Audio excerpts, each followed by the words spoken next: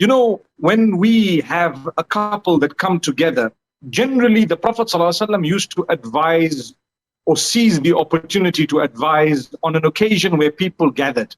So people gathered, for example, like this nikah, and the Prophet ﷺ would tell them to be conscious of Allah. He would read a few verses of the Qur'an. He would address the youth. Ya ma'ashara al-shabab man istata'a minkum al-ba'ata falyatazawwaj, increasing the encouragement of getting married, to say if you're able and capable, don't delay, get married. And at the same time, make it easy for your children to get married, because that is within the pleasure of Allah subhanahu wa ta'ala. So the issue of taqwa is very important. It is repeated in most of the verses, and especially the verses of khutbatul haja, which at times is also recited during a khutbah of nikah, when it comes to advising the people and so on. So you look at taqwa, Ya ayyuhalladhina amanu taqullah, O you who believe, develop the taqwa of Allah.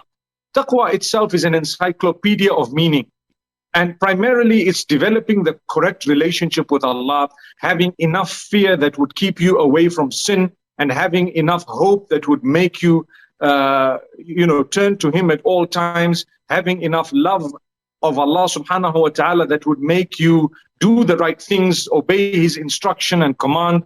If we have those qualities, when we get married, nothing can go wrong. Nothing can actually go wrong when you have taqwa, because taqwa is the cornerstone of everything and everything good. And taqwa is the main ingredient of ultimate success in the dunya as well as in the akhirah. So remember, our lives should be a journey of development of taqwa. That's the life. My life, from the beginning of my understanding age right to the end where I die, should be the development of taqwa, the betterment of it, the consciousness of how much consciousness I have of Allah subhanahu wa ta'ala. This is what would bring about goodness and happiness. More so when we are coming together in such a sacred union that the rest of our future is determined upon what happens thereafter.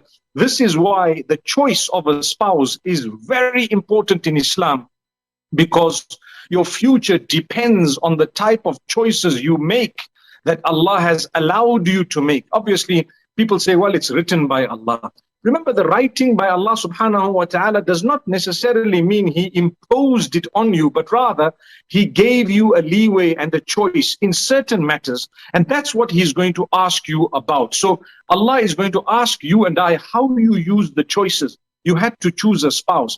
Did you choose someone who was respectful on both sides?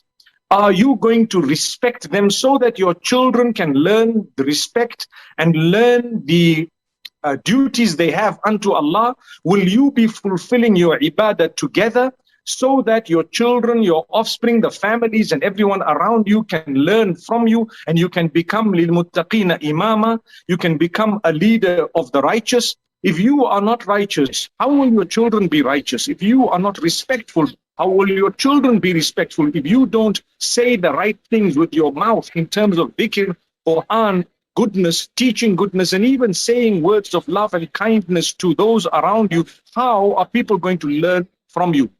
So it's very important to highlight this matter upon the nikah, my dear son and my beloved daughter.